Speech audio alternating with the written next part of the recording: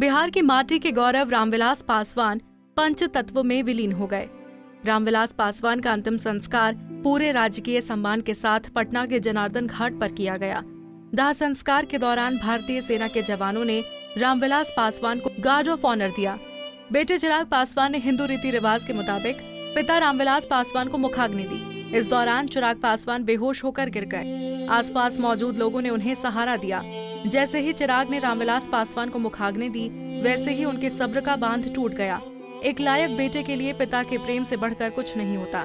चिराग भी काफी देर तक माँ, परिवार और समर्थकों को हिम्मत बंधाते रहे, लेकिन दाह संस्कार के आखिरी वक्त में वो पिता के बिछड़ने के कष्ट को झेल नहीं पाए और अचानक बेहोश होकर गिर गए। पटना के श्री कृष्णापुरी आवास से जब रामविलास पासवान की अंतिम यात्रा निकली, तो मानो अपने नेता के आखिरी दर्शन के लिए सड़क पर जनसैलाब उमड़ पड़ा।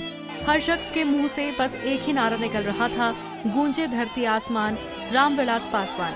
अंतिम यात्रा के दौरान समर्थकों का हुजूम चिराग पासवान को हौसला बंधाने के लिए नारेबाजी भी करता नजर आया। चिराग पासवान, तुम मत घबराना, तेरे पीछे सारा जमाना। यानी साफ है, रामविलास पासवान की अंतिम यात्रा के दौरान भी समर्थकों ने ये संदेश दिया कि वो चिराग पासवान के इस दुख दर्द में उनके साथ एकजुट हैं। पटना की सड़क से लेकर गंगा किनारे जनार्दन घाट तक अपने प्रिय नेता को आखिरी विदाई देने के लिए लोगों का सैलाब उमड़ पड़ा। ये जनसैलाब बता रहा है कि रामविलास पासवान की शख्सियत कितनी बड़ी थी। ये जनसैलाब इस बात की निशानी है कि रामविलास पासवान ने 50 साल के राजनीतिक करियर में लोगों का दिल जीता है।